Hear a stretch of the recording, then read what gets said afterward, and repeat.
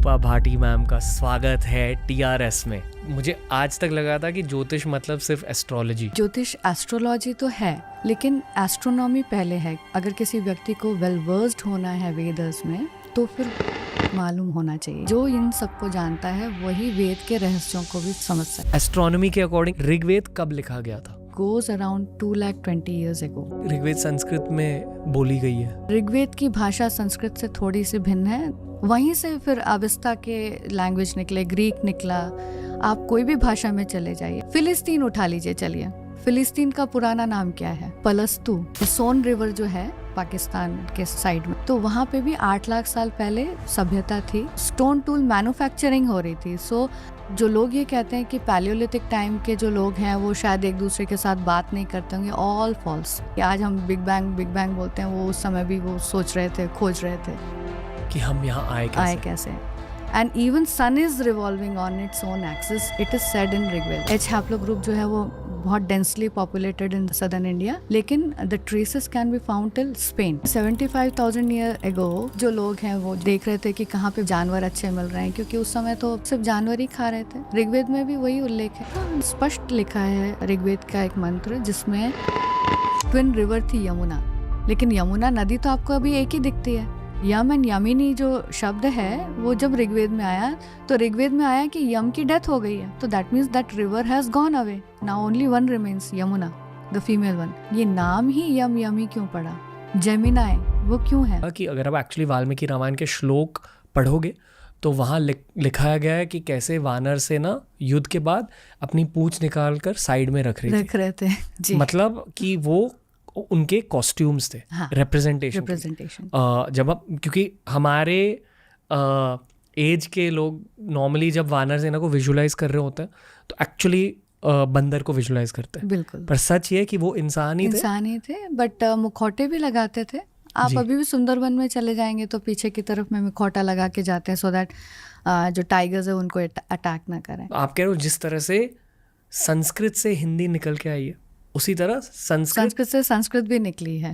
यानी कि ओरिजिनली जो बहुत पुरानी संस्कृत है उसमें से बहुत सारी भाषाएं निकली है, अकेले संस्कृत नहीं निकली। और उससे भी ऊपर कोर लैंग्वेज ये छंद भाषा थी।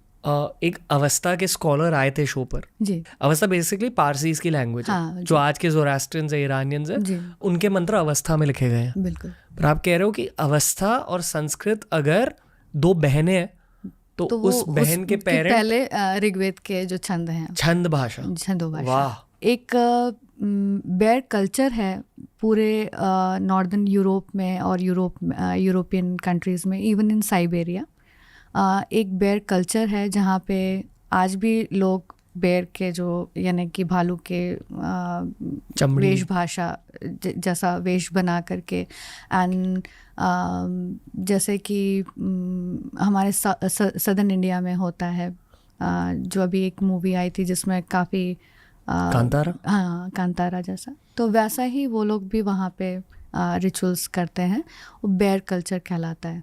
तो बेयर कल्चर का जो रेमनेंट है यानी कि अवशेष जो है वो हमें रामायण में जामवंत के रूप में भी देखने को मिलता है। तो 14 महाविद्या मालूम होनी चाहिए किसी भी इंसान को जो कि हिंदुइज़्म में बिलीव करते हैं, तो उनको ये 14 चीज़ें मालूम होनी चाहिए। उसमें 10 तो ये हो गए, 4 वेद, 6 वेदांग हो गए, और उसके बाद फिर ब्राह्मणा, आरण्यका हैं और उपनिषद हैं।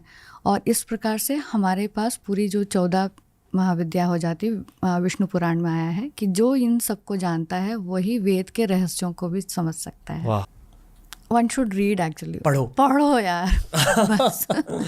और मैं अर्थ आर्किटेक्चर पढ़ना चाह रही थी एंड मैंने उसको पढ़ने की कोशिश भी करी, and then I finally completely came into Indology और अपने इंडिक टेक्स्ट को पढ़ना शुरू किया, समझना शुरू किया। And I took into this in my mind कि मेरे को सारा पढ़ना है, मैं सिर्फ एक चीज़ नहीं पढ़ सकती, बिकॉज कनेक्टिंग ऑफ डॉट्स नहीं हो सकता। सो ऑल 14 विद्यास you have to know, ABCD से लेकर Z तक आपको उसका मालूम होना चाहिए, so that you connect the dot of each text together.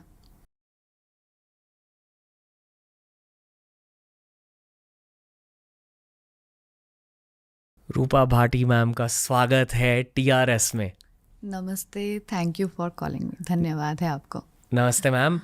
लोग एस्ट्रोलॉजी को जानते हैं, एस्ट्रोनॉमी को शायद नहीं जानते, पर अगर हम रामायण महाभारत वेद की बात करें तो एस्ट्रोनॉमी एक बहुत ज़रूरी फैक्टर होता है इन तीनों में। हम इन तीन को जानते हैं पर एस्ट्रोनॉमी को नहीं जानते। तो पहले तो आपका स्वागत है। धन्यवाद आपको बहुत फिर से आपके इस ब्यूटीफुल पॉडकास्ट में मुझे बुलाने के लिए। आपने प्रश्न बिल्कुल सही किया और उत्तर भी उसी में ही है। लेकिन जो जैसे आपने वेद कहा, तो वेद का अर्थ ही ये हुआ कि वेद के साथ वेदांग जुड़े हुए हैं, और वेदांग में एक सबसे जो इम्पोर्टेंट एस्पेक्ट है वो है वेदांग ज्योतिष।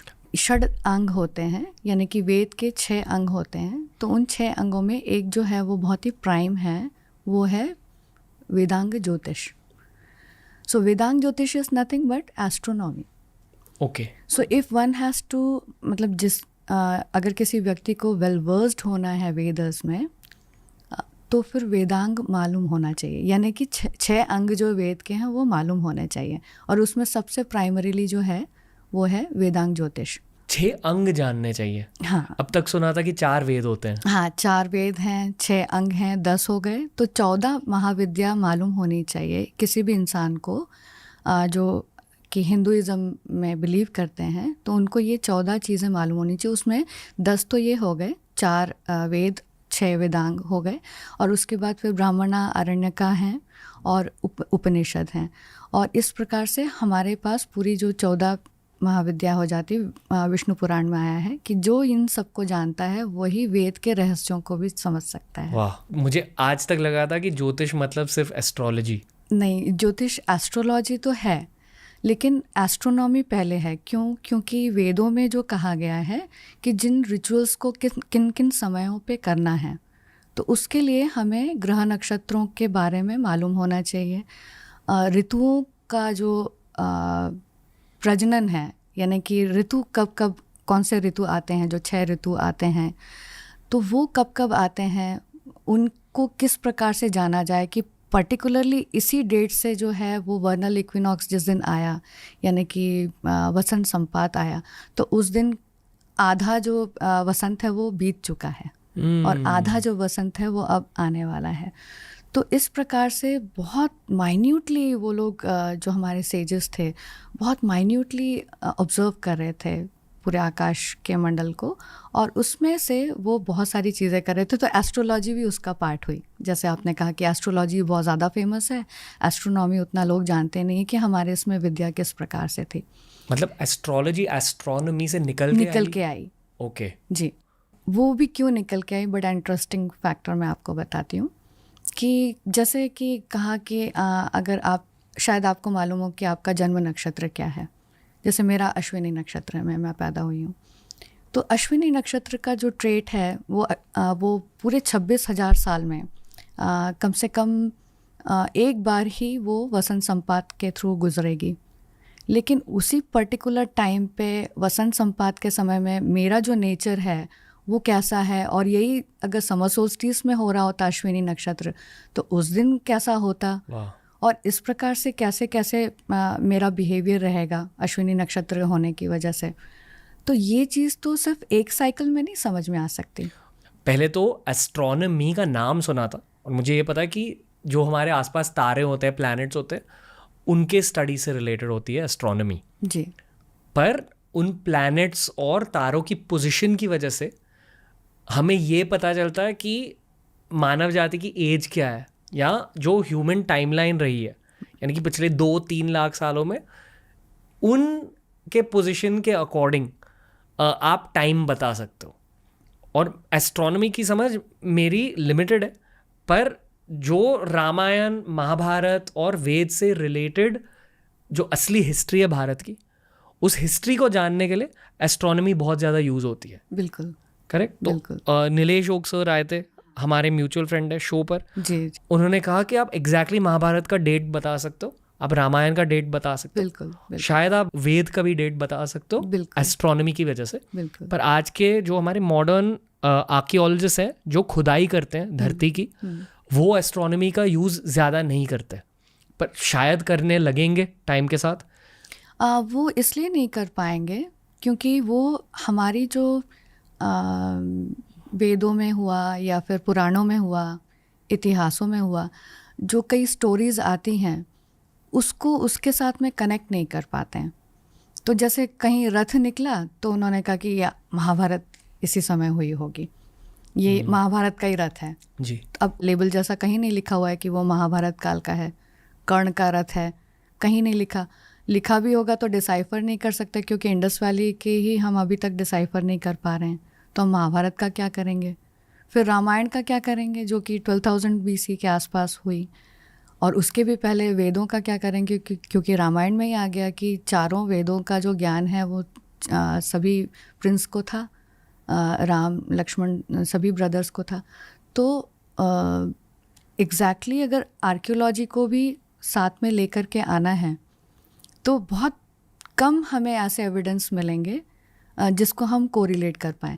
लेकिन जैसे जैसे पीछे जाएंगे वो इम्प्रेशंस हैं, आर्कियोलॉजी में बहुत सारे इम्प्रेशंस हैं जिससे हम समझ सकते हैं, हमारे जो जितने भी टेक्स्ट हैं उनको पढ़ने पे समझ में आने लगता है। इम्प्रेशंस मतलब? इम्प्रेशंस इन द सेंस कि जैसे फ्लड मिथ है, तो अगर आपने नोआ का फ्लड मिथ हो गया, मनु का भी हमें हमारे यहाँ पे मिलता है, मत्स्य अवतार भी मिलता है, पूरी धरती पानी से डूब गई थी, या फिर लैंड का पोर्शन बहुत कम रह गया, या शायद वो कोस्टल एरिया वाले लोगों की ही कथा हो। कुछ कह नहीं सकते हैं कि पूरी पृथ्वी डूबी थी या नहीं डूबी थी जी। बट इसके इम्प्रेशंस जो है वो हमें आर्कियोलॉजी से, जियोमॉर्फोलॉजिकल एग्जामिनेशन से, यूस्टैटिक लेवल्स जो कि सी लेवल का नीचे जाना ऊपर आना, उनके जो डेटाज हैं उससे हमको मिलते हैं। तो फ्लड मिथ को तो हम बड़े इजीली हम कनेक्ट कर पाते हैं। तो एक साइंटिफिक अमेरिकन करके एक जर्नल है जिसमें ऑस्ट्रेलियन एबोरिजिनल्स की मेमोरी के ऊपर में डिस्कशन किया है, और वो आपको ऑनलाइन भी मिल जाएगा। मतलब वहाँ के आदिवासी, वहाँ के जो आदिवासी हैं, तो वहाँ के आदिवासियों के अंदर एक मेमोरी है जो कि फोकलोर के थ्रू उन तक पहुँची है कि कुछ जो कोस्टल एरियाज़ थे ऑस्ट्रेलिया के वो डूब गए हैं। ये मेमोरी 10,000 ईयर्स ओल्ड मेमोरी उनके पास है, यानी 8,000 BC के आसपास वो घटना घटी होगी। And Scientific American takes it as an evidence. तो मैं ये कहना चाहती हूँ कि हमारा तो ओरल ट्रेडिशन है। अगर folklore is an oral tradition and you believe in that कि व्हेन वो बोल रहे हैं कि डूब गया था तो वो मान रहे हैं, हमारे यहाँ पे भी फ्लड मिथ्स के काफ़ी सारे एविडेंस हैं in all Puranas, in all even Veda में भी है। तो हम क्यों नहीं, हमारी टेक्स्ट को क्यों मिथ्स एंड माइथोलॉजीज में फिर उसको कहा जाता है? वो भी तो फोकलोर है कि अगस्त पूरा समंदर पी गए। And when we go back into these eustatic level के जो रिसर्चर्स हैं तो उसमें हम पाते हैं कि एक पॉइंट ऑफ टाइम में 35,000 BC के आसपास 40,000 BC से शुरू हो गया था रिसीडिंग ऑफ ओशन, यानी कि ओशन लेवल का नीचे गिरना। और वो कथा है हमारे पास कि अगस्त जो है वो पूरा समंदर पी गए हैं। दूसरी कथा है परशुराम का रिक्लेमेशन ऑफ लैंड, यानी कि समुंदर का लेवल घटेगा तभी आप केरला के और जो कोस्टल लैंड्स हैं वो और निकल के आएंगे बाहर, and then you will be able to utilize it. तो इस तरह से हमारे पास तो बहुत सारे कथाएं हैं, तो उन कथाओं को हम क्यों नहीं एज एन एविडेंस लेते? मैं तो ये बताना चाहती हूँ आपको कि एस्ट्रोनॉमी और यूस्टैटिक लेवल या फिर रिवर मॉर्फोलॉजी, इन तीनों को अगर हम कंबाइन करें, इनके जो पैरेलल रिसर्च चल रहे हैं अपार्ट फ्रॉम जो मैं कर रही हूँ कनेक्टिंग ऑफ डॉट्स, आप पाएंगे कि इक्ष्वाकु वंश ने ऑलमोस्ट 70,000 ईयर्स की हिस्ट्री हमारे पास दी हुई है। वाह! आपने 3 सब्जेक्ट्स का नाम लिया, एस्ट्रोनॉमी जो तारों की स्टडी होती है, एग्जैक्टली, फिर रिवर मॉर्फोलॉजी जो यानी कि रिवर का जो ट्रिब्यूटरीज है वो चेंज होते हैं, तो वो भी हमें टाइमलाइन के बारे में बहुत कुछ बता सकते हैं। और तीसरा क्या था? और तीसरा है यूस्टैटिक लेवल्स ऑफ ओशन, यानी ओशनोग्राफी, तो उसमें से भी हमको मिलती है। मतलब समुंदर कितना ऊंचा आया, कितना नीचे चला गया। Okay. Like at one point of time 120 metre down गया समंदर का लेवल। और जब बढ़ना शुरू हुआ तो फिर एक लेवल तब आया जब रामायण का टाइम चल रहा था, दूसरा टाइम चल रहा था महाभारत के समय में। उस समय एकदम स्टीप यूस्टैटिक लेवल में चेंज आया था, तो सी लेवल जो है वो बढ़ रहा था। And it is not that fact, जैसे कि मेरा जो बृहद्रथ का रिसर्च हुआ और वो मैंने प्रेजेंट किया था in one of the Sanskrit university मैत्री कॉलेज में, एंड उसमें मैंने पूरा फाइंडिंग्स बताए कि it was happening during 35,500 BC। तो उस समय में बृहद्रथ जो इक्ष्वाकु किंग हैं, उसमें कहा है मैत्रायणी आरण्यक उपनिषद में कि बृहद्रथ इक्ष्वाकु वंशजस शीर्ष आत्मजः, यानी कि बहुत पुरातन काल के शीर्ष ध्वज धारक थे इक्ष्वाकु वंश के। इनका उल्लेख 2 बार ऋग्वेद में आता है। और इन्होंने मैत्रायणी आरण्यक में बोला कि पूरी दुनिया की जितनी भी समंदर हैं वो सूख रहे हैं, और इतनी विडंबना है कि पोल स्टार भी जो है वो मूव हो रहा है अपनी जगह से। तो एक तो उन्होंने जोग्राफिकल कंडीशन बता दी, यूस्टैटिक लेवल बता दिया, दूसरा उन्होंने एस्ट्रोनॉमिकल एक ऑब्जर्वेशन बता दिया। दूसरा एस्ट्रोनॉमिकल ऑब्जर्वेशन उन्होंने बताया कि ये तब हो रहा है जब मघा में वर्नल इक्विनॉक्स हो रहा है, यानी मघा में वसंत संपात हो रहा है। तो वसंत संपात का मतलब ये है कि फॉर 960 ईयर्स जो सन जो सूर्य जो उगता है उसके जो पृष्ठभूमि में जो अपना पीछे, यानी कि उसके पीछे जो नक्षत्र उसके साथ उगता रहेगा, तो वो that takes around 960 years to change 1 degree. मतलब उतना 13 डिग्रीज 20 मिनट्स, तो उतना चेंज होकर के दूसरे नक्षत्र में फिर उगना शुरू होगा। तो वो टाइमलाइन दे रही है कि मघा में है। तो मघा में जब हम पीछे जाते हैं, अभी तो नहीं हो रही मघा में जब हम जाते हैं तो हम पाते हैं कि that was happening during 7,000 to 8,000 BC के आसपास, and another cycle was happening during 34,500 BC उसके आसपास। अब 7,000-8,000 BC के आसपास तो सी लेवल एकदम से स्टीप बढ़ रहा था, लेकिन 34,000 BC के आसपास सी लेवल घट रहा था। और वो सिर्फ आउटर सी लेवल नहीं है, जो ओशंस है ना, 7 ओशंस जो हम बोलते हैं, वो नहीं घट रहे थे, इनलैंड भी घट रहे थे, because another condition was appearing कि ठंड काफ़ी बढ़नी शुरू हो गई थी। सो जो पोलर कैप्स हैं उसमें काफ़ी स्नो जो है वो आना शुरू हो गया था, and it was like ice age, जो पर्टिकुलरली जो यंगर ड्रायस टाइम में देखते हैं 10,000 BC, उससे भी पहले एक टाइम और आया था जिस समय ये शुरुआत हुई। ये मैं शुरुआत करूँगी मेरी मेरी माता जी, उन्होंने मुझे इंस्टिगेट किया था एस्ट्रोलॉजी में। So we used to discuss, she was very fond of astrology. तो हम घर में ग्रह नक्षत्र और अभी ऐसा चल रहा है, मेरी महादशा ये चल रही है, ये सारी बातों से शुरुआत हुई जी। और मेरा एक बार जाना हुआ औरविंदो आश्रम, औरवेले जाना हुआ, और वहाँ पे मेरा हाथ पड़ा सीक्रेट ऑफ वेदास के ऊपर। किताब है सीक्रेट ऑफ वेदास, श्री औरबिंदो जी ने लिखी हुई है। और वहाँ से मेरी क्वेस्ट शुरू हुई कि एस्ट्रोलॉजी भी अगर आई है तो वो एस्ट्रोनॉमी से आई है। फिज़िक्स स्टूडेंट भी रही हूँ मैं, तो एज एन आर्किटेक्ट मुझे ये मालूम था।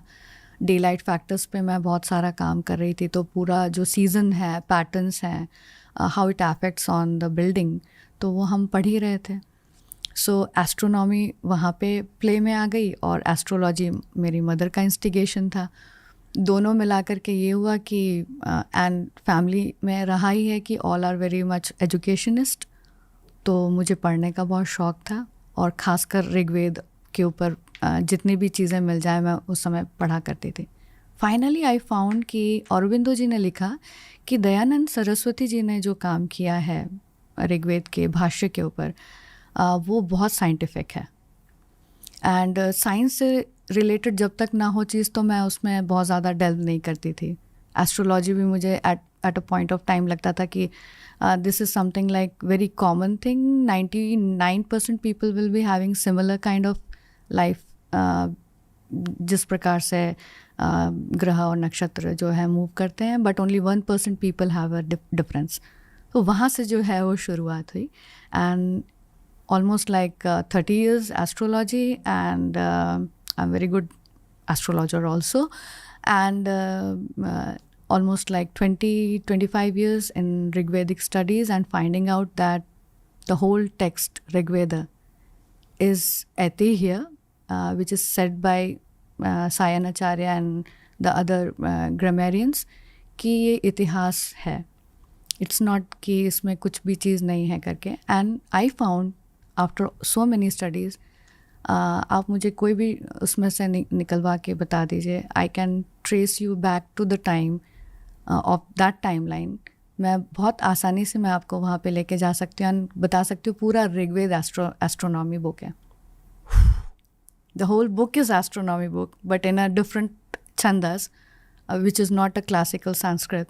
एंड आप वहाँ पे सारे जितने भी हमारे नक्षत्र हैं उनके जो डेटीज़ हैं, अहिर्बुध्य हो गए, वरुण हो गए, आदित्य हैं, इंद्र हैं, भग हैं, त्वष्ट्री हैं, सवित्र हैं, ये जितने भी अभी जो नए नक्षत्रों के नाम हैं इनके ये डेटीज़ हैं, यानी पुराने नक्षत्रों के नाम हैं। मतलब ये यानी कि अगर अश्विनी नक्षत्र हैं तो उनके जो डेटी हैं वो पुराने। आपको पहले ये समझाना होगा कि नक्षत्र क्या है। ओके, पूरा आकाश में अगर सपोज़ करिए कि आपने अर्थ को एक बॉल जैसा लिया है, तो कॉर्क बॉल समझ लीजिए, क्रिकेट बॉल, तो एक फुटबॉल के अंदर में क्रिकेट बॉल है। So that football is nothing but the celestial globe, और उसमें बहुत सारे सितारे जो हैं वो रोज़ उगते हैं और डूबते हैं, वो हमें ऐसे दिखाई देते हैं पृथ्वी से। जो वो उगते और डूबते हैं उनको नक्षत्रों में हमने डिवाइड किया था, यानी कि हमने 28 नक्षत्र सिस्टम बनाया। 14 जो है वो देव भाग के नक्षत्र हैं, यानी कि जो सुबह से शाम तक दिखाई देते हैं, और जो शाम से सुबह तक जो दिखाई देते हैं वो असुर भाग के नक्षत्र हैं। आसमान का नक्शा, आसमान का जो नक्शा है वही है, वो नक्षत्रों में डिवाइड कर दिया गया। यानी एक फुटबॉल को आपने 28 पार्ट में डिवाइड कर दिया। मतलब अगर मैं यहाँ खड़ा हूँ खुले आसमान के नीचे और मेरे ऊपर हर जगह तारे हैं तो उनका डिवीजन है जी, उनका आर्क आप बना दीजिए, डिविजन्स हैं। वो हर डिवीजन जो है 13 डिग्री 20 मिनट का, उसमें एक नक्षत्र का एक योग तारा आपको मिल जाएगा। ओके, हमारी आसमान की मैप है। और जैसे जैसे वक्त आगे बढ़ता जाता है उसी हिसाब से आसमान में जो तारे हैं उनकी पोजीशंस भी बदलती रहती है। ओके, बदलती रहती है। पर ये बदलाव 960 ईयर्स में डिफरेंस देखने को मिलता है। मतलब 1000 ईयर जैसे ही पास होगा तो आपको समझ में आएगा कि ये जो नक्षत्र है अब चेंज हो गया है, अब वो सूर्य के साथ नहीं उग रहा है। ओके, वर्नल इक्विनॉक्स के दिन। एट द सेम टाइम हर दिन का तो होता रहेगा, वो चेंजेस होते रहेंगे, वो सीजन के अकॉर्डिंग रहेंगे। पर आप कह रहे हो कि एक साल को स्टडी करने के बाद जब वो तारा अपनी ओरिजिनल पोजीशन में पहुंच जाता है, अगर हमने फास्ट फॉरवर्ड किया 960 ईयर्स में वो एक तारा जो है वो आगे बढ़ जाएगा और सूर्य के पीछे दूसरा तारा दिखना शुरू हो जाएगा। एंड दिस होल, यानी कि वही नक्षत्र अगर आपको फिर से सूर्य के पीछे देखना है तो 26,000 ईयर्स। Okay, got it. मतलब 960 ईयर्स की भी एक साइकिल होती है। हाँ, 960 ईयर्स इनटू आपके जितने भी नक्षत्र हैं। वाह, और ये हमारे लिए ज़रूरी है क्योंकि महाभारत की जो टाइमिंग है, रामायण की टाइमिंग है, वेदों की टाइमिंग है, उन सारों के बारे में हमें पता चल सकता है। यानी कि आज के जो हिस्ट्री के स्टडीज़ है जी, जो कहते हैं ना कि यूरोप अमेरिका इसे माइथोलॉजी कहते हैं, पर हमारे लोग इसे इतिहास कहते हैं। तो अगर इतिहास को ज़्यादा गहराई से जानना है तो एस्ट्रोनॉमी को पहले जानना है। ओके, करेक्ट उसे? बिल्कुल। और क्या यही आपका एक ड्राइविंग फोर्स रहा है इस फील्ड में? यस, ऑफ कोर्स, क्योंकि मैं बहुत साइंटिफिक इन नेचर थी, मेरा दिमाग बिल्कुल साइंटिफिक था, तो मैं किसी भी चीज़ को लिटरली नहीं लेना चाहती थी। अगस्त्य ने अगर समुंदर पी लिया तो कैसे पी सकते हैं जी, तो सोचने वाला विषय हो गया। अक्सर जितने भी सनातनी होते हैं महाभारत को जानते हैं, रामायण को जानते हैं, हर कोई विष्णु पुराण के बारे में नहीं जानता, हर कोई वेदों के बारे में तो बिल्कुल नहीं जानता। आपने ऋग्वेद की बातें करी जी, रामायण के टाइम पर भी राम जी लक्ष्मण भगवान खुद वेदों की पढ़ाई करते थे। मतलब वेद बहुत ज़्यादा प्राचीन है। शायद हमारे देश के सबसे प्राचीन किताब वेद ही है। बिल्कुल। और उनमें से सबसे प्राचीन ऋग्वेद है। बिल्कुल। अभी एस्ट्रोनॉमी के अकॉर्डिंग इसकी टाइमिंग क्या है? अगर हम भारत की टाइमलाइन को मैप करें, ऋग्वेद कब लिखा गया था? ऋग्वेद में एक मेमोरी जो अगस्त के जन्म की आई है, इन बिटवीन ऑफ दशरथन वॉर आई है कि उर्वशी से अगस्त्य और वशिष्ठ का जन्म हो रहा है। ये एज अ पूर्व पक्ष वो बता रहे हैं इसी सूक्त में, यानी कि ऋग्वेद के जिस सूक्त में इन दोनों का वर्णन आया है वहीं पे ये बताया जा रहा है। तो जो मैंने memory with the help of serious star, एक और स्टार है जिसको हम लुब्धक कहते हैं, उस स्टार के वर्णन के साथ में जब मैंने क्लब अप किया तो it goes around 220 years ago. So that old memory is, even I get that goosebumps. That old memory is preserved in Rigveda. 2 lakh साल। बट सिंस मेरा दिमाग साइंटिफिक है तो मैंने उसको खुद ही को कंज्यूम करने के लिए, यानी कि इस इंफॉर्मेशन को कंज्यूम करने के लिए मैंने दूसरी स्टडीज़ की, और मैंने एक भी ब्राह्मणा नहीं छोड़ा, मैंने एक भी उपनिषद नहीं छोड़ा। मुझे 20 years लगे टू डिकोड कि वर्नल इक्विनॉक्स का जो शब्द है, वसंत संपात का जो शब्द है, उसको ऋग्वेद में क्या कहते हैं, and that is known as Agni. But ये क्या होता है vernal equinox? Vernal equinox is a day that comes on 21st March, 22nd March, Navroz जिस दिन मनाया जाता है, और विशु, बिहू, जितने भी न्यू ईयर जो है वो हमारे इंडिया में, वो सारे इसी नाम पे ही हैं। इस दिन जो डे है और नाइट है, यानी कि दिन और रात इक्वल होते हैं। Okay. So this is the only day on vernal equinox and then in autumnal equinox. ये 2 दिन होते हैं पूरे साल में जिस दिन जो डे लेंथ है और जो नाइट लेंथ है वो एकदम एग्जैक्ट सेम होती है, and the sun is rising and setting almost parallel at each latitude that day. यहाँ हम ज्योग्राफी में भी थोड़ा सा घुस रहे हैं। बेसिक लॉजिक ये है हाँ, कि हमारी धरती सूरज के आसपास मंडराती है। बिल्कुल। और मंडराते हुए अर्थ खुद की एक्सिस पर भी टिल्ट करती है। हाँ, पैरेलल हो जाती है सन के एक्सिस के साथ में जी। तो जब वो पैरेलल हो जाती है तो उस समय में हर एक जो लैटिट्यूड है that will experience this phenomena of day and night. Latitude के हिसाब से डे एंड नाइट थोड़ा सा बढ़ सकता है, कम हो सकता है, but on equator it will be 12 hours day and 12 hours night. Okay. So Lanka was very important that way. Not this Lanka, but the Lanka which is mentioned in all the सूर्य सिद्धांत हो गए, आर्यभट्टीय हो गए, तो उसमें जो लंका का वर्णन है that is on the equator. वाह। Exactly on the equator. मतलब अगर हम 2024 में पृथ्वी का नक्शा देखें तो जहाँ श्रीलंका देश है वो रावण वाली लंका शायद नहीं है, शायद नहीं है। ओके। रावण वाली लंका शायद धरती के बीच में थी, बिल्कुल बीच में थी और इक्वेटर पे थी, और उसको सूर्य सिद्धांत में राक्षसालय कहा गया, उसको लंका भी नहीं कह रहे हैं। तो लंका शब्द आया है सूर्य सिद्धांत में, लेकिन राक्षसालय का मतलब हुआ राक्षसों का आलय, यानी राक्षस जहाँ पे रहते हैं। Alaya means there has to be a land. Okay. So we can not like, Sanskrit में क्या होता है कि each and every word is given with a specific nature of that thing. यानी अगर राक्षसालय कहा है तो वो आलय है, that means somebody has to live on that island and rakshasas were living on that island. तो लंका भी कह सकते थे because Lanka is a mythical thing. Varghese ने भी कहा, विट्ज़ल कहते हैं, या जितने भी लोग हैं वो कहते हैं कि हाइपोथेटिकल चीज़ थी जिसको वहाँ पे मान लिया गया था कि एक कोई पॉइंट है और वहाँ से जो इक्विडिस्टेंट पर यमकोटी होगा, इक्विडिस्टेंस पर रोमक का होगा, यानी कि रोमन्स का होगा। इस तरह से उन्होंने वो एक धारणा बना ली कि, and some of the researchers से कि जो इडियोसी है चल रही है कि ये सब तो बेकार बातें हैं, these were just the points, मतलब वो वहाँ पे अभी समुंदर है, कुछ है ही नहीं, तो कभी था भी नहीं। एंड सूर्य सिद्धांत का वो डेटिंग जब बोलते हैं कि 500 CE है, तो उस समय तो बिल्कुल ही नहीं था वहाँ, लंका भी नहीं है, कुछ भी नहीं है, मालदीव्स दिखाई देते हैं, वो भी लॉन्जिट्यूड पे नहीं, 00 पे नहीं, जो इंडियन लॉन्जिट्यूड हुआ करता था, जो उज्जैन और कुरुक्षेत्र और लंका से जाता था। ओके एक और ज्योग्राफिकल कॉन्टेक्स्ट ये है कि जिस नक्शे को हम जानते हैं, जो धरती का आज का नक्शा है, वो हमेशा ऐसा नहीं दिखा नहीं था, क्योंकि ओशन के लेवल्स, समुद्र के लेवल्स ऊपर और नीचे होते जाते हो रहे थे। तो शायद उस वक्त, रामायण के वक्त, ओशन के लेवल्स बहुत नीचे थे। बिल्कुल।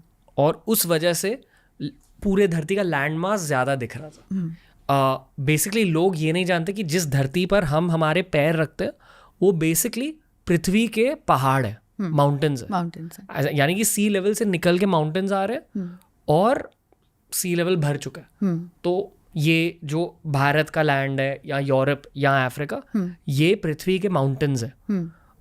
और अगर सी लेवल एकदम कम हो जाए तो पूरे पृथ्वी का लैंड मास ज़्यादा हो जाएगा। ओके उसी पर्सपेक्टिव से आप कह रहे हो कि जिस लंका की बातें रामायण में होती है, उस लंका का नक्शा बिल्कुल अलग था। बिल्कुल अलग। जिस तरह से द्वारका कहते हैं कि द्वारका डूब गई, द्वारका भी है जो कि डूबी हुई है। आई हैड बीन देयर, तो मुझे मालूम है कि कौन सा वाला जो पोर्शन है वो। अनमूल द्वारका भी था।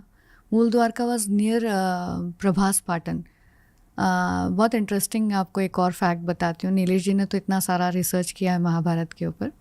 इन that research I added only one thing for the Mahabharata dating. Kurukshetra में जब हस्तिनापुर से एक श्लोक आया है कि सब बाहर निकलते हैं अगस्त्य को ढूंढने के लिए। So my basic research is on Agastya, second research is on Rigveda. तो first research is Agastya, and because of that I have given a long time line कि इंडियन एंटिक्विटी को हम कैसे मेजर कर सकते हैं with the help of Agastya. तो उसमें ये आया है कि सारे निकलते हैं राजा किसको ढूंढने के लिए, अगस्त्य को ढूंढने के लिए। सो सपोजिंगली कुरुक्षेत्र से अगर अगस्त्य दिखाई दे रहा होता तो 4000 BC में भी दिख रहा था। वहाँ से जब निकले हैं और कहाँ पहुँचे हैं, प्रभास पाटन पहुँचे हैं। प्रभास पाटन में यानी कि आपके सोमनाथ हैं, अभी सोमनाथ का जो टेम्पल है वहाँ से अगस्त्य दिखाई दे रहे हैं। ये उल्लेख महाभारत में आया है। तो दैट मीन्स कि it was actually happening during 5561 BC। Okay, Mahabharata की डेटिंग के लिए exactly, and even Agastya endorses that, मतलब कि वो उसी समय में हो रही थी। ओके अभी ये बेसिक्स के लेसन्स खत्म हो गए जी। अभी वो 2,20,000 ईयर्स के पास जाता है।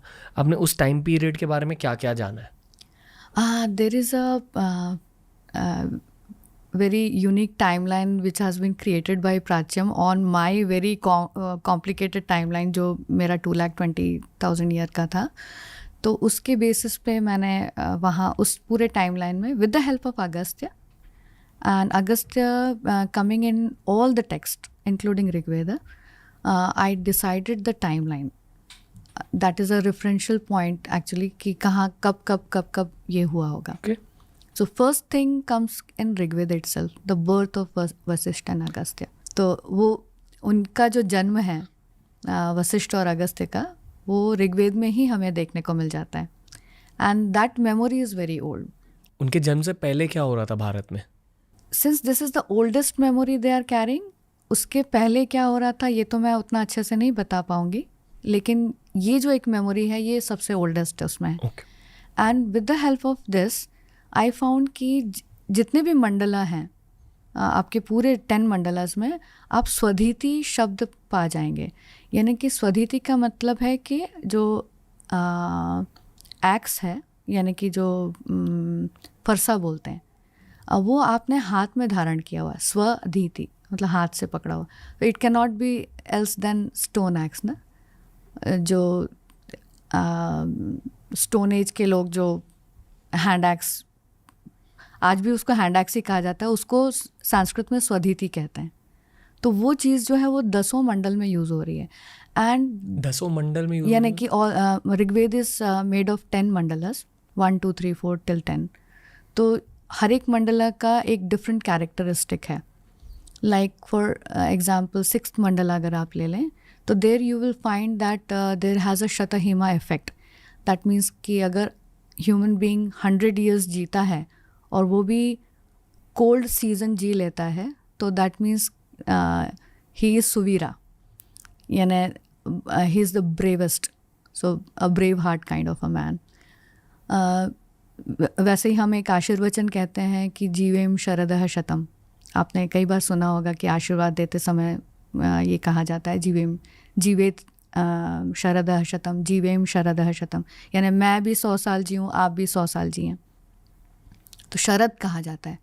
तो this is the time when Holocene was happening, कि इतना ज़्यादा पानी गिरता था कि वो पानी को अगर आपने सर्वाइव कर लिया, that means you are a great brave heart human being. बहुत ही ज़बरदस्त इंसान है, यानी कि हष्ट पुष्ट इंसान है.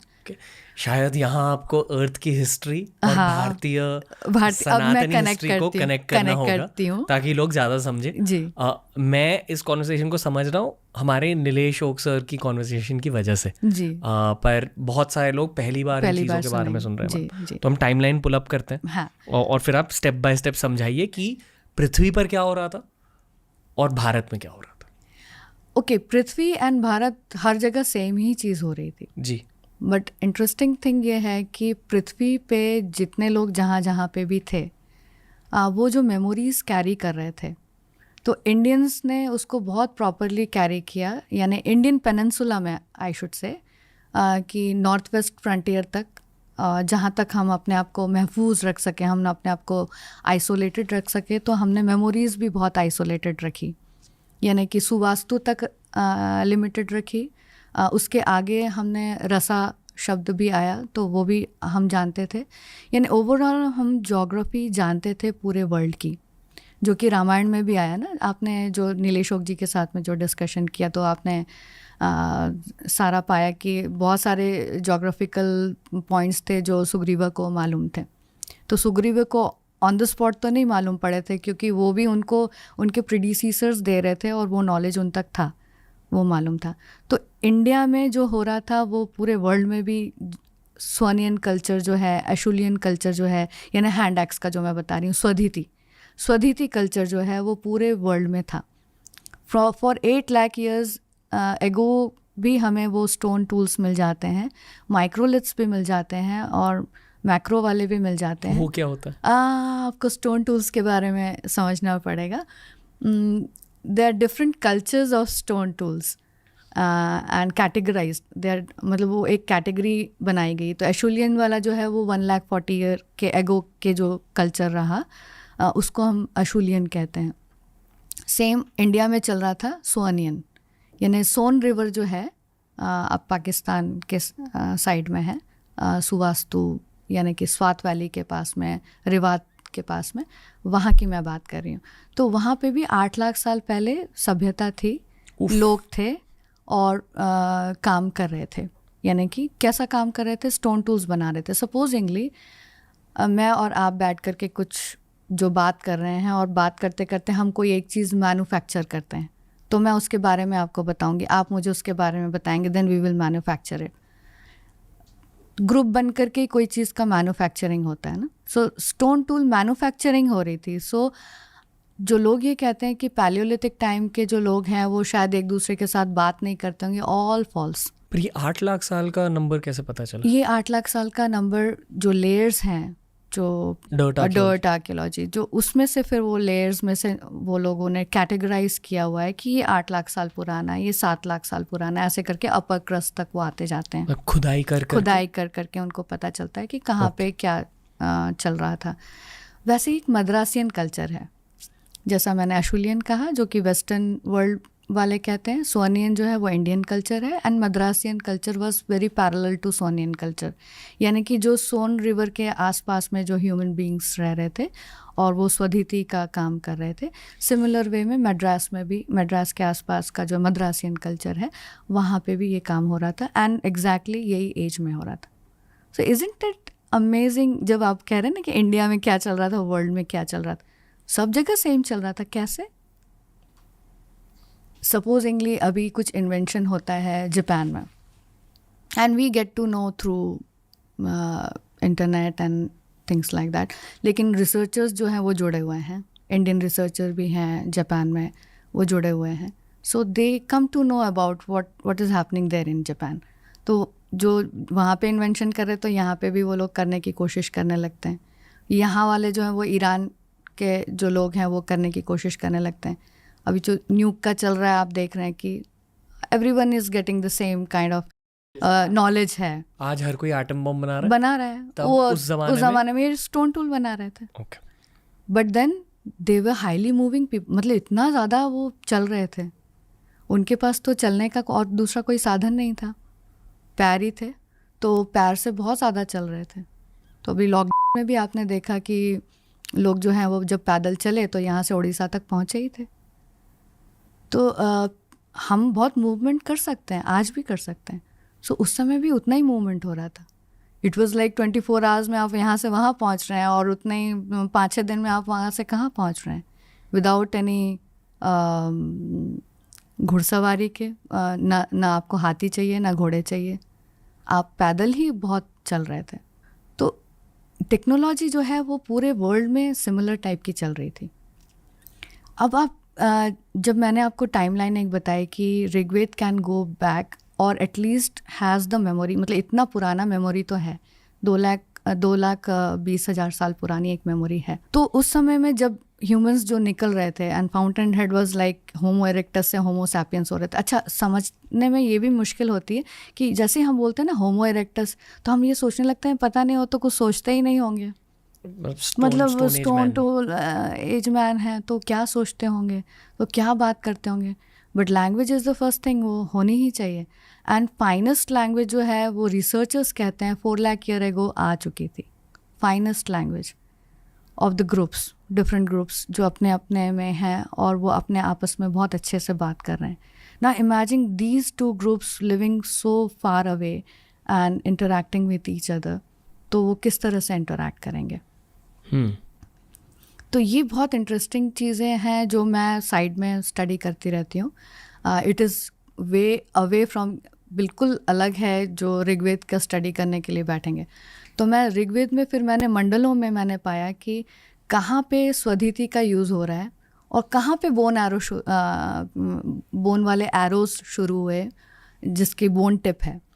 वो एरो शुरू होते हैं ऋग्वेद में 6th मंडला में, और जो शतहिमा इफेक्ट जो मैं बता रही हूँ वो भी 6th मंडला में आया। तो 6th मंडला में सुदास का दशराजन वॉर 6th 7th मंडला में इसमें आना शुरू हो गया।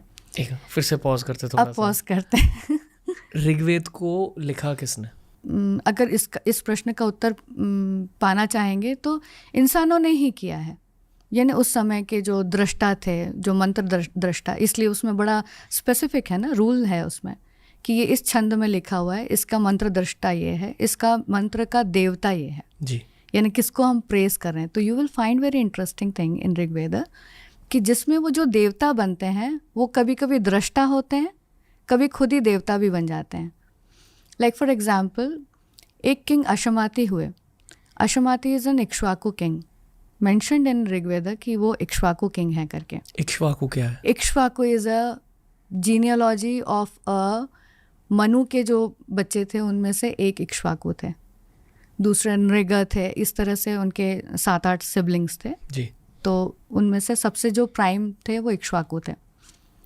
सो this Ikshvaku vansh which is the Raghuvansham which is the lineage of Rama, ये इक्ष्वाकु वंश है। So he is mentioned in Rigveda. He comes in 10th mandala and he says that he is a deity, यानी कि उस मंत्र के वो खुद डेटी हैं, यानी कि वो खुद देवता हैं, अवतार की तरह थे। अवतार तो नहीं कहेंगे कि मंत्रों में एक देवता होते हैं, जैसे इंद्र है, भग है, अहिर्बुद्न्या है, बहुत सारे देवता हैं।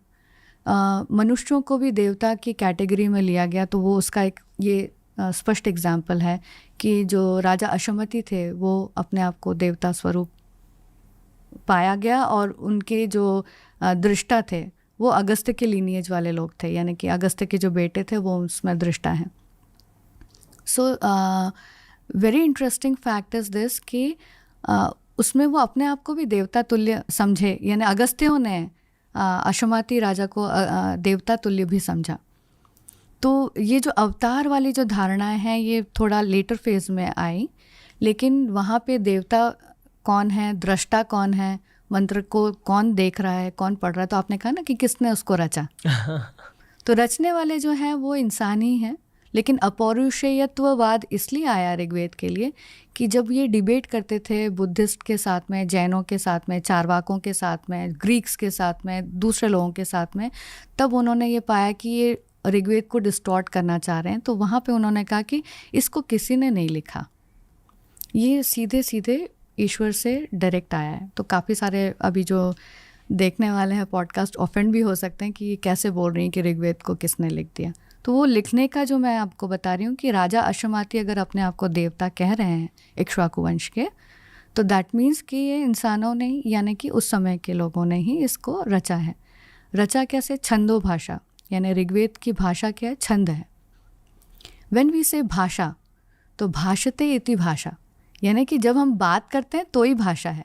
तो ऋग्वेद अगर एक भाषा है, छंद भाषा है, तो that means it has been said by someone, so someone who human being, मतलब इंसानों ने ही कहा है उसे। मुझे अब तक लगा कि ऋग्वेद संस्कृत में बोली गई है। ऋग्वेद की भाषा संस्कृत से थोड़ी सी भिन्न है, दैट इज़ ओल्डर वर्जन, जो रिच है। रिच इन द सेंस कि जैसे कि हम संस्कृत में 7 विभक्ति हुई, जैसे मैं अगर आपको संबोधित करना चाहती हूँ मैं पर, यानी कि रणवीर ने इसके ऊपर कुछ रखा, तो मैं सप्तमी विभक्ति यूज़ करूँगी।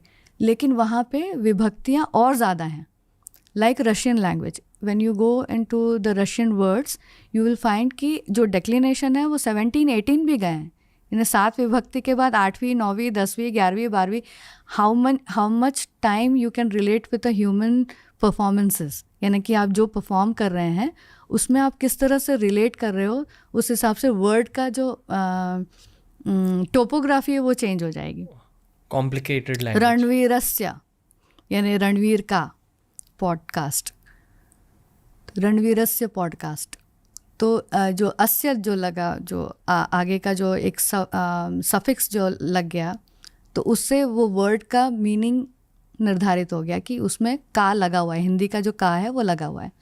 आप कह रहे हो कि ये भाषा जिसका नाम था छंदो भाषा, छंदो भाषा, ये संस्कृत की संस्कृत है। संस्कृत की संस्कृत है जी। जो संस्कृत हिंदी के लिए आज, हाँ, वो उसके लिए है। वाह। And that was a very ancient language. वहीं से फिर अविस्ता के लैंग्वेज निकले, ग्रीक निकला, ब्रिटेन के वेल्श का जो है, आयरिश है। आप कोई भी भाषा में चले जाइए, आप पूरी दुनिया में चले जाइए ना, आपको वोल्गा जो शब्द है, उलगयति, आपको आप कोई भी शब्द उठा लीजिए, इंग्लिश का ही शब्द उठा लीजिए, अगस्तस, तो अगस्टस जो है वो अगस्त्य से ही आया हुआ शब्द है। फिलिस्तीन उठा लीजिए, चलिए, फिलिस्तीन का पुराना नाम क्या है?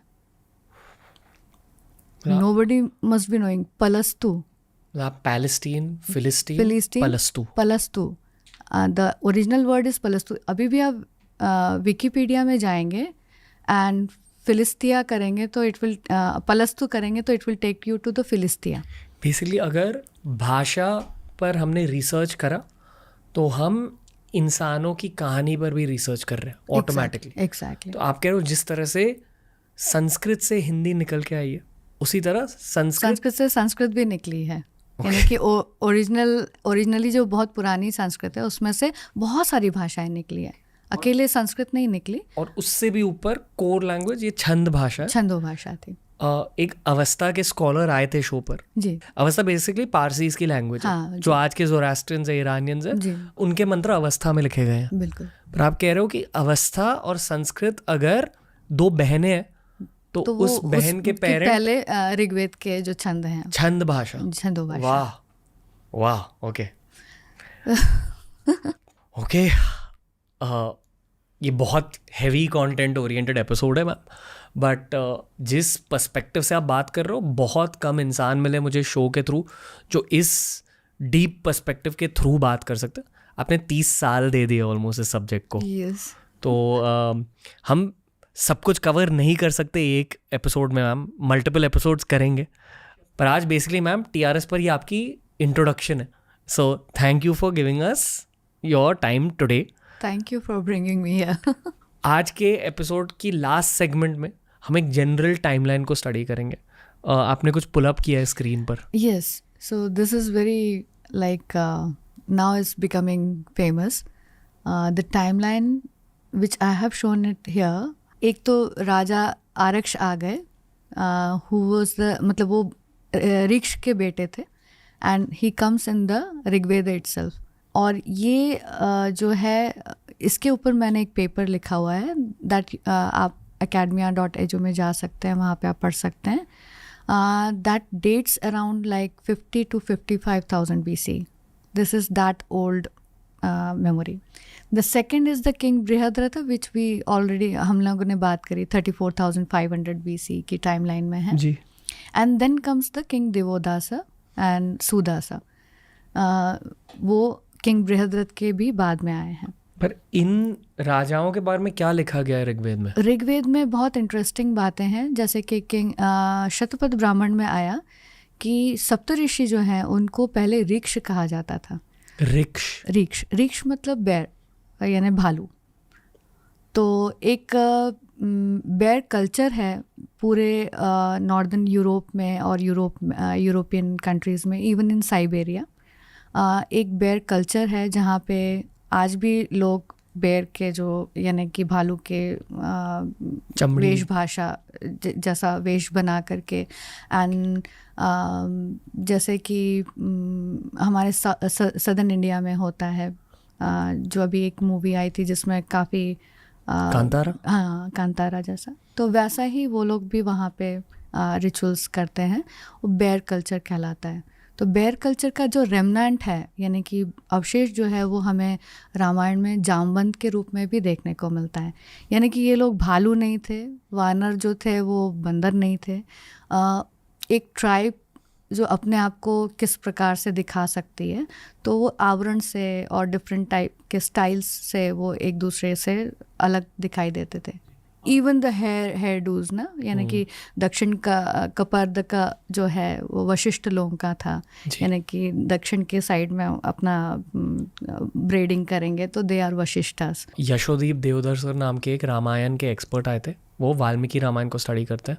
उन्होंने भी यही कहा कि अगर आप एक्चुअली वाल्मीकि रामायण के श्लोक पढ़ोगे तो वहाँ लिखाया गया है कि कैसे वानर से ना युद्ध के बाद अपनी पूंछ निकाल कर साइड में रख रहे थे. जी. मतलब कि वो उनके कॉस्ट्यूम्स थे. हाँ, रिप्रेजेंटेशन. जब आप, क्योंकि हमारे एज के लोग नॉर्मली जब वानर सेना को विजुलाइज कर रहे होते हैं तो एक्चुअली बंदर को विजुलाइज करते हैं. बिल्कुल. पर सच ये कि वो इंसान ही थे, बट मुखौटे भी लगाते थे. आप अभी भी सुंदरबन में चले जाएंगे तो पीछे की तरफ में मुखौटा लगा के जाते हैं, सो दैट जो टाइगर्स है उनको अटैक ना करें. जी. आप छत्तीसगढ़ में चले जाइए, अभी भी जो वहाँ के जो डांसर्स हैं उसमें वो पूरे टाइगर बन जाते हैं. उनको बहुत अच्छे से अपने आप को मेकअप करना आता है, वो इस तरह से डांस करते हैं. और ये मैम या मैं नहीं कह रहे, यशोदीप सर नहीं कह रहे, ये वाल्मीकि रामायण में लिखा गया है. ऑफ कोर्स उसमें भी लिखा हुआ है. बिल्कुल. Go on. सो उसी तरह से जामवंत का जो मैंने कहा कि ऋक्ष का जो कल्चर है वो इंडिया में वैदिक टाइम में, यानी कि ऋक्ष और आरक्ष जो हैं वो ऋग्वेद में आ गए हैं. एंड ये जो बियर सेरेमोनियल है वो वैदिक लैंड से, यानी कि हिमालयन के जितने भी हमारे रिवर फ्रंट्स थे वहाँ पे जो वैदिक पीपल रहते थे, ऋग्वेदिक लोग जो रहते थे, वो वहाँ से निकल के जब बाहर जाना शुरू हुए, when the conditions were good during the cold spell, that is 40,000 BC, 50,000 BC, इस समय में वो बाहर निकलना शुरू हुए. And when you read the haplogroup, यानी कि हैप्लोग्रुप की जब हम बात करते हैं, H हैप्लोग्रुप है, दैट इज़ 75,000 ईयर ओल्ड. आपको हिंदी में समझाना होगा कि ये हैप्लोग्रुप का मतलब होता है कि हमारे जो जीन्स हैं, जैसे अभी मैं जेनेटिक टेस्ट करवाऊँ तो मेरी जो एंसेस्ट्री है वो ABCDEFGHIJKLMNOP ऐसा इसको कैटेगराइज किया गया है. जैसे मैंने आपको बताया कि एशुलियन कल्चर, सोअनियन कल्चर, वैसे ही ये मार्कर्स हैं हमारे जीन में. तो चेट्टिनाड्स जो लोग हैं उनमें 75,000 ईयर ओल्ड जेनेटिक मार्कर्स भी मिलते हैं, यानी इतने पुराने जो मार्कर्स हैं वो इंडिया में अभी भी अवेलेबल हैं। तो एच हैप्लोग्रुप जो है वो बहुत densely populated in southern India, लेकिन the traces can be found till Spain. उफ, ओके। तो आप इमेजिन करिए कि 75,000 ईयर एगो कुछ जो लोग हैं वो जो वहाँ पे गए होंगे टिल कैस्पियन ऊपर तक गए होंगे, उनके बच्चे आज भी हैं जो कि इंडिया से निकले हैं, इंडिया के भी सदर्न टिप से निकले हुए लोग हैं। सो ये जो जेनेटिक मार्कर्स हैं ये भी बहुत इंटरेस्टिंगली हमको समझाते हैं कि किस तरह से माइग्रेशंस जो हैं वो हो रहे थे उस समय में। ना how I correlate this to this, जैसे कि मैंने आपको कहा बृहद्रथ का, सो ही सीइंग कि ऑल ओशंस, यानी वो एक ओशन की बात नहीं कर रहे हैं, वो सारे ओशंस की बात कर रहे हैं कि सारे जो ओशंस हैं दे आर ड्राइंग, यानी इनलैंड ओशन भी। तो मैं कई रिसर्च पेपर्स मैंने फाइंड आउट किए जिसमें कैस्पियन सी जो है वो सूख रहा है, रेड सी जो है वो सूख रहा है, नदियाँ सूख रही हैं because of too colder times, क्योंकि स्नो इतना ज़्यादा जमने लगा था तो ये सब रिसीडिंग हो रहे थे अंदर भी और बाहर भी, यानी कि अंदर यानी इनलैंड, इनलैंड ओशंस जैसे कैस्पियन सी है। तो कैस्पियन सी का जो अभी साइज़ देख रहे हैं उससे वो रिड्यूस होकर बहुत कम रह गया था, यानी too much of a land portion was scene around. तो ये सारे जो ऑब्जर्वेशन है वो बृहद्रथ अगर कर रहे हैं 34,500 BC में, तो आप इमेजिन करिए कि उस समय ह्यूमन मूवमेंट्स कैसी थी। जहाँ गर्मी थी वहाँ पे वो मूव होना चाह रहे थे, देख रहे थे कि कहाँ पे वेजिटेशन अच्छा है, कहाँ पे जानवर अच्छे मिल रहे हैं, क्योंकि उस समय तो प्लेस्टोसीन टाइम था, तो उस समय सिर्फ जानवर ही खा रहे थे। ऋग्वेद में भी वही उल्लेख है कि हर कोई नॉन वेज था। हाँ, नॉन वेजिटेरियन ही थे। आप मेरे एक पेपर में जा कर के पढ़ेंगे, उसमें मैंने स्पष्ट लिखा है ऋग्वेद का एक मंत्र जिसमें घृत के साथ में, नाउ घृत का प्रीकर्सर क्या था वी डोंट नो कि वो कैसे बनाते थे घृत को, बट घृत के साथ में एनिमल फैट भी अग्नि को ऑब्लेशन में दी जा रही है। तो अभी तो हम ये सोच भी नहीं सकते, पूर्व मीमांसा में नहीं सोच सकते, उसमें वो दही का जो उपयोग है उस पर इतनी डिबेट हो गई कि दूध जो अग्निहोत्रीज होते हैं, जैसे कि हमारी एक फिल्म एक्ट्रेस थी रति अग्निहोत्री, अग्निहोत्रीज जो होते हैं they have to do a ritual, हर दिन उनको अग्नि में जो ऑब्लेशन देना है तो दूध का देना है। तो दूध के साथ दही कब आ गया, तो उसके ऊपर पूर्व मीमांसा में इतनी सारी विवेचना है। तो आप इमेजिन करिए कि पूर्व मीमांसा में तक नहीं आ रहा है कि घृत के साथ में हमको एनिमल फैट जो है वो हमको अग्नि को ऑब्लेशन में देना है। तो ये मैं किस काल की बात कर रही, यानी कि ऋग्वेद में किस काल का वर्णन हो रहा है। ये हमारे वैदिक काल का भी में भी सबसे नीचे वाला जो काल है उसमें भी का वर्णन नहीं है, वो कितने पहले का वर्णन है। इन राजाओं के बारे में क्या लिखा गया है? तो इन राजाओं के बारे में जो ये आरक्ष आए हैं तो वो उनके नाम के वजह से, ऋक्ष की वजह से, क्योंकि किसी भी ह्यूमन बीइंग को अचानक तो ऋक्ष नहीं बोल देंगे, but he was carrying a culture bear ceremonialism का, यानी कि बेर की बलि देना। वो सेरेमनीज भी जो कि शुनकशेपक के आख्यान में आया, जो कि इंसानों को भी खड़ा किया गया, जैसे अब्राहम ने खड़ा किया था अपने बेटे को इंसानों की बलि में, तो पुरुष मृग की बलि हो रही थी उस समय भी, और उसमें भी इस सेरेमनीज की हो रही होगी। और ये जो सेरेमनीज हैं वो वहाँ तक पहुँची और काफ़ी समय तक रही। हमारे यहाँ वो ऑब्सोलीट हो गई, तो ऋक्ष से हम सप्तऋषि पे आ गए, यानी जो ऋक्ष कल्चर था उससे हम सप्तऋषि कल्चर में आए, and we were evolving better. क्या होता है सप्तऋषि कल्चर? सप्तऋषि में जो 7 ऋषि हैं उनके जो गोत्र तो नहीं कहेंगे, उस समय ऋग्वेद में गोत्र नहीं आए थे, लेकिन उनके जो अनुयायी थे वो लोग सब पढ़ने लिखने लगे, एस्ट्रोनॉमी में बहुत ज़्यादा डीप जाने लगे, और जो बेयर सेरेमोनियलिज्म था वो भी न्यू ईयर के दिन जो हुआ करता था, दैट इज़ वर्नल इक्विनॉक्स के दिन, इन लोगों ने और नई अच्छी पद्धतियाँ निकाली, यूप निकाला, शंकु निकाले, और भी अच्छी पद्धतियाँ निकाल के एस्ट्रोनॉमी में और आगे बढ़ने लगे।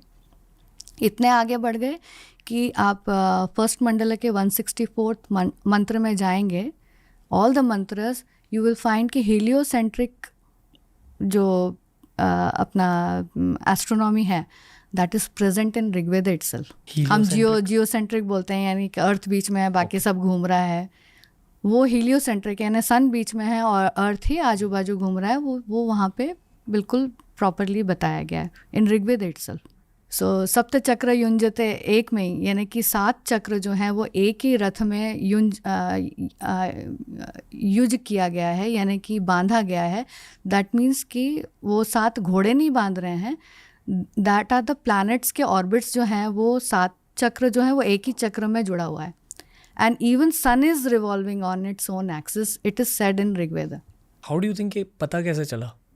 टेलीस्कोप होते थे? नहीं, नेचुरल नॉर्मल ऑब्जर्वेशन। बिकॉज उन लोगों का और काम क्या था, एक जानवर मारा तो 4 दिन चल जाएगा, बट उसके बाद तो आसमान ही दिखता है उनको शाम के वक्त। मतलब फ्री टाइम में पढ़ाई करी? फ्री टाइम में पढ़ाई करी, और इतनी पढ़ाई करी कि ऐसी उत्सुकताएं आई कि हिरण्यगर्भ को खोजने की, यानी कि आज हम बिग बैंग बोलते हैं, वो उस समय भी वो सोच रहे थे, खोज रहे थे कि हम यहाँ आए कैसे।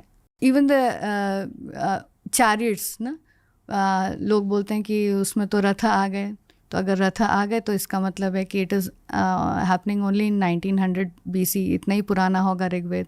बट ऑल द रथस आर फ्लाइंग, जैसे हमारे पुष्पक विमान फ्लाई कर रहे हैं रामायण में, वैसे वहाँ पे रथस फ्लाई कर रहे हैं। But they were again engaged कि अगर वो उसमें फ्लाई होता हुआ देख रहे हैं तो फिर they were also engage in making रथा। They were trying it and suddenly the whole Thar desert appeared and very prominently and Saraswati moved.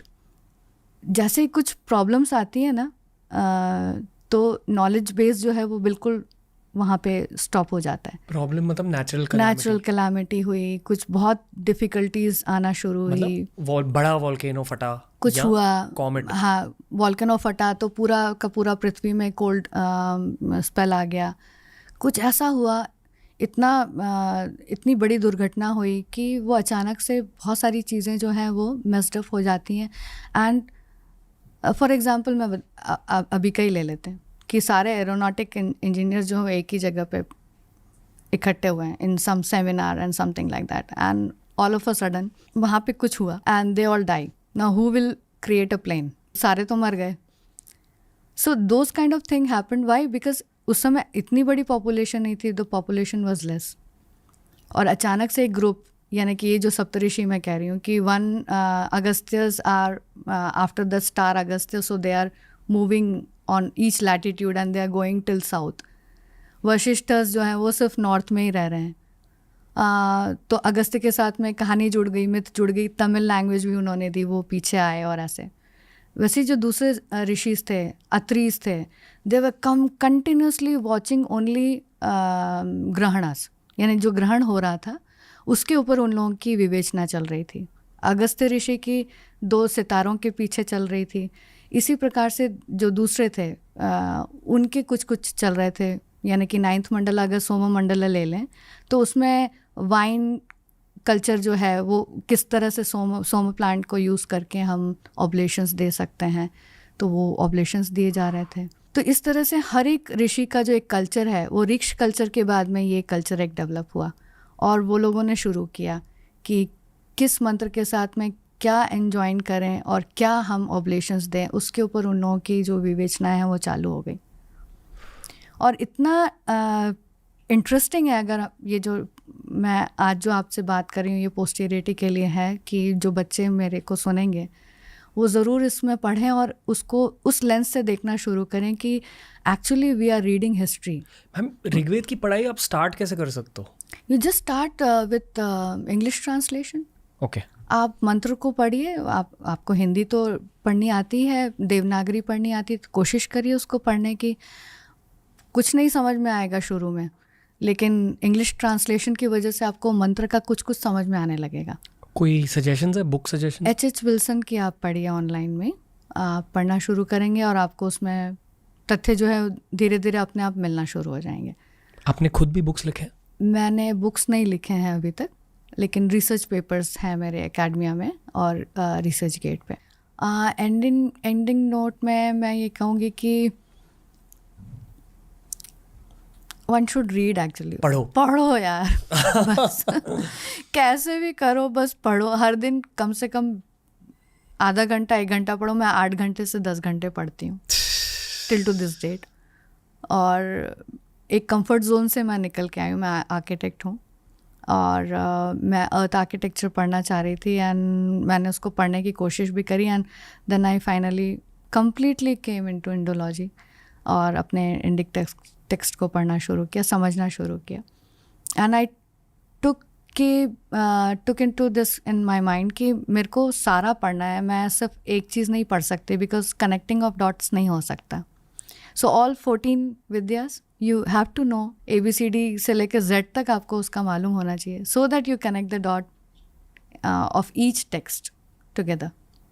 तो जैसे कि एंडिंग नोट में ये बोलूँगी, हमारे जितने भी इंडियन एस्ट्रोनॉमर्स हैं जो समटाइम्स नीलेश ओक जी का और मेरे काम को बोलते हैं कि इतने एंटिक्विटीज़ में कुछ होता नहीं है, how they are coming up with this.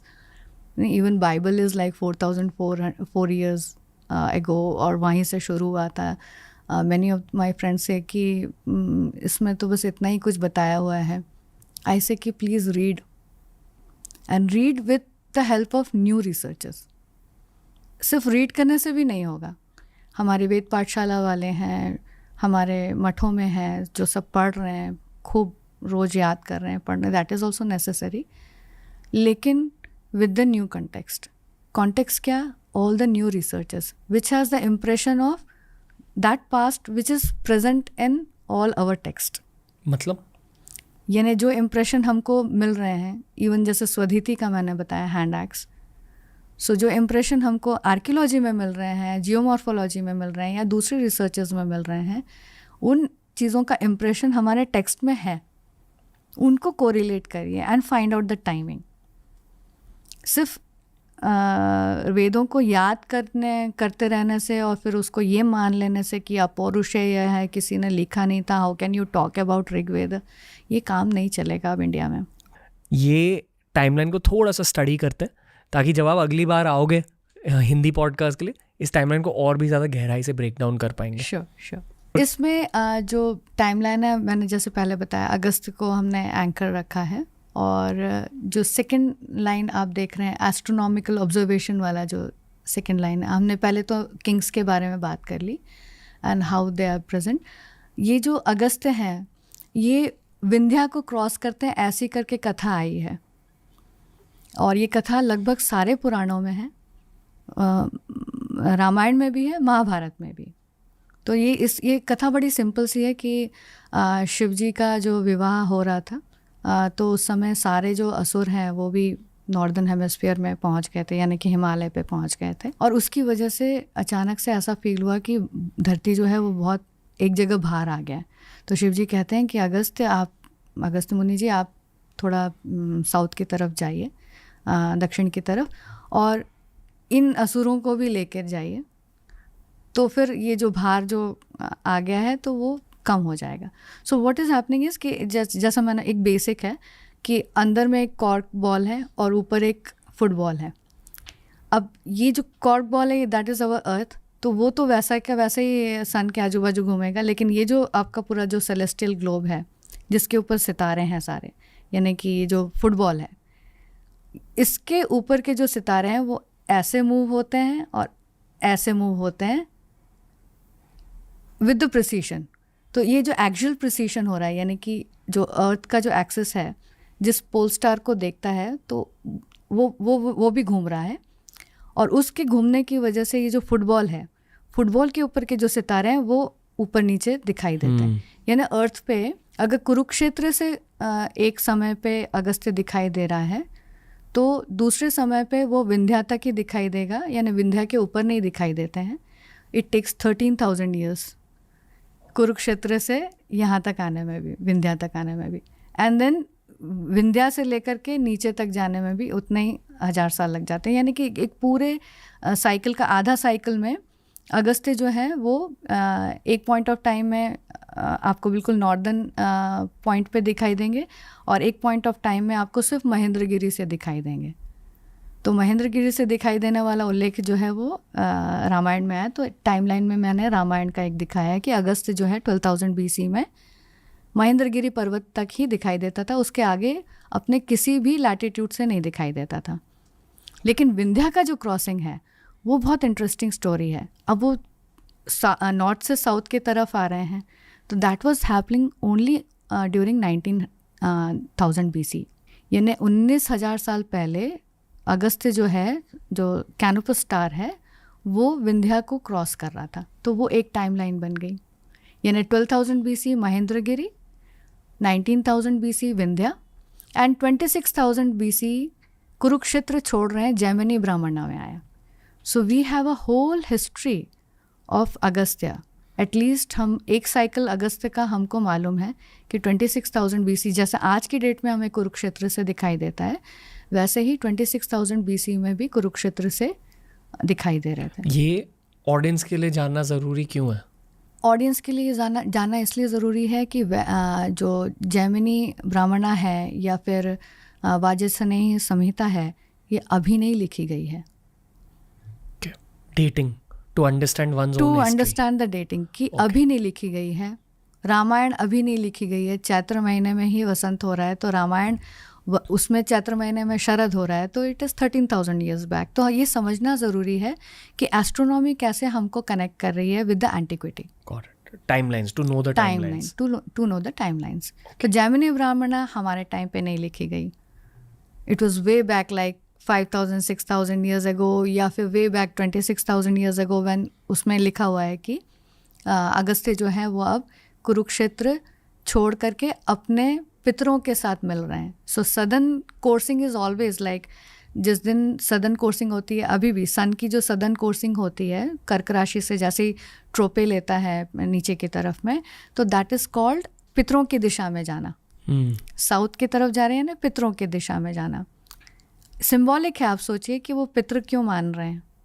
So H haplo group जाएंगे तो they have emerge from there only.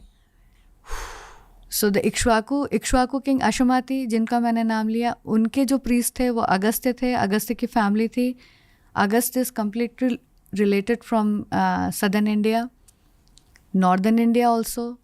So how come this, like the whole of the gene pool जो था वो पूरा का पूरा मूवमेंट वैदिक लैंड से बाहर भी था नीचे तक।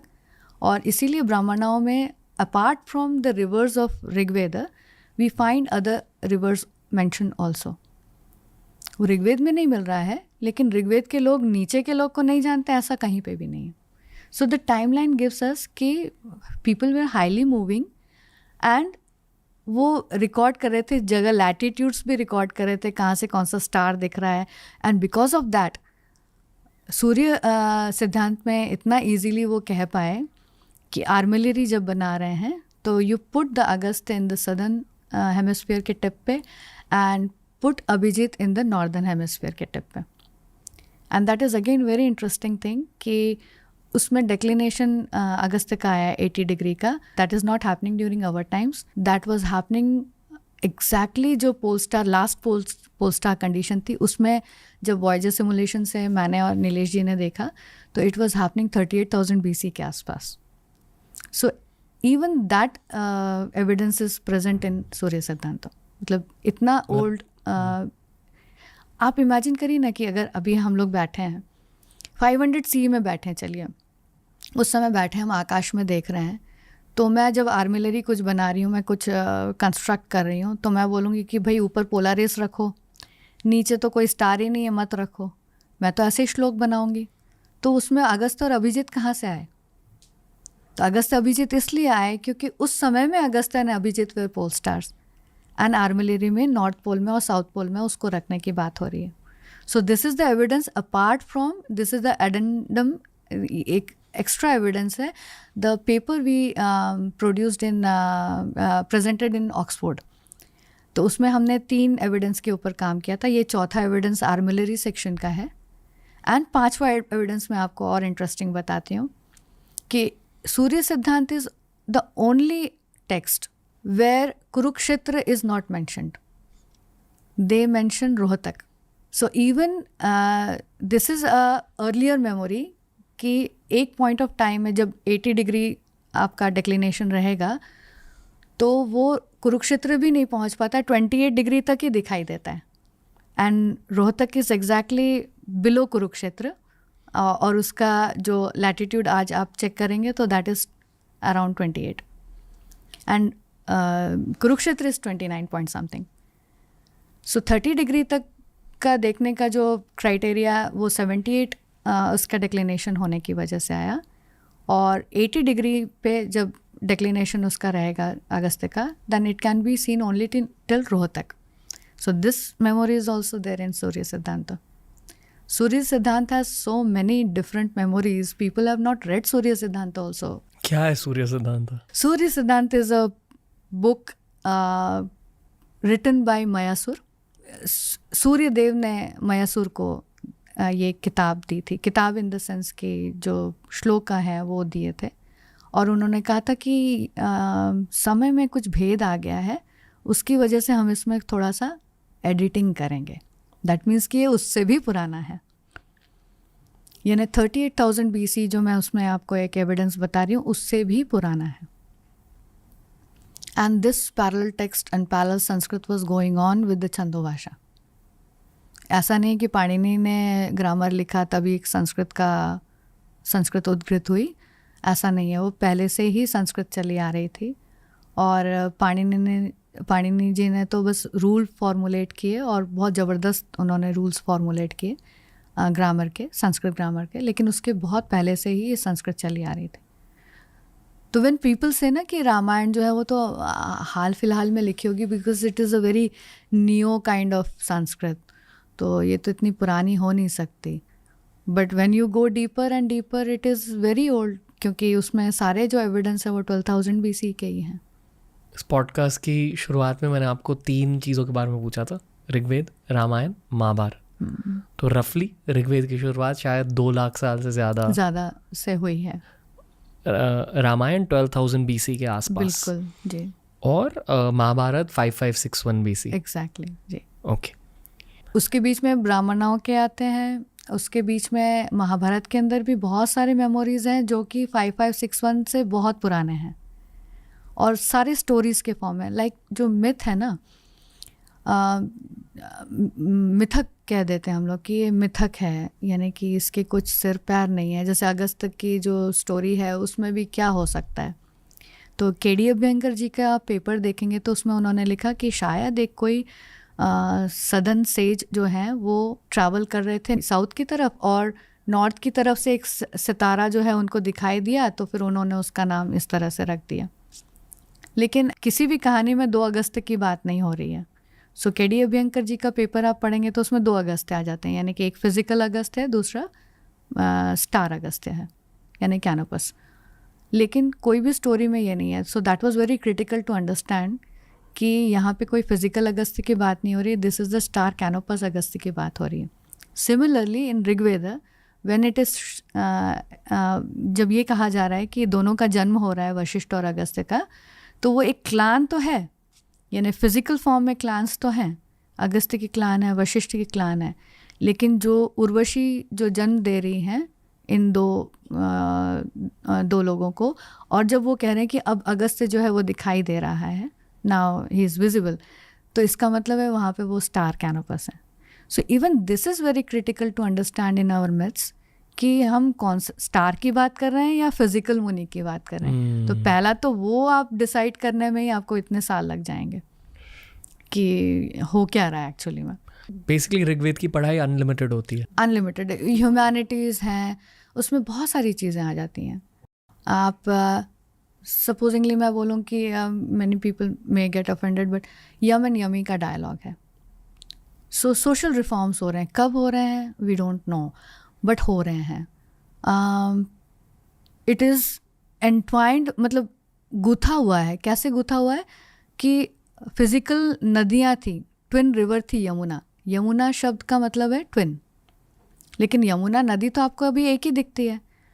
तो संस्कृत शब्द जब किसी चीज़ को दिया गया, जैसे दृशद्वती दे दिया गया, तो दैट मीन्स स्टोनी रिवर है, तो यमुना नाम दिया। तो वो 2 नदी कहाँ है, ये क्या किसी भी भारतीय के दिमाग में ये बात आएगी?